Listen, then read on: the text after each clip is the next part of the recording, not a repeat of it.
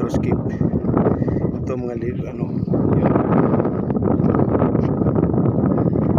yung natirahan nila noong unang panahon. Tapos dito din sila nililibing kung mamamatay na sa ilalim dito.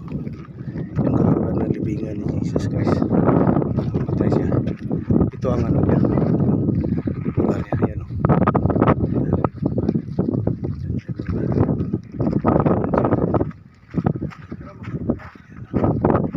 Daming ano, turista. Daming punta dito. Yan o.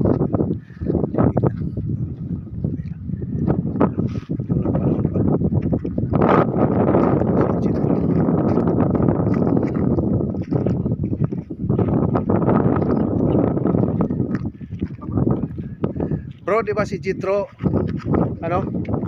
Yan na ni... Sino yung si Jethro mo sa Bible? Yan na ni Moses. Oh. Yan na yata ni Moses yun.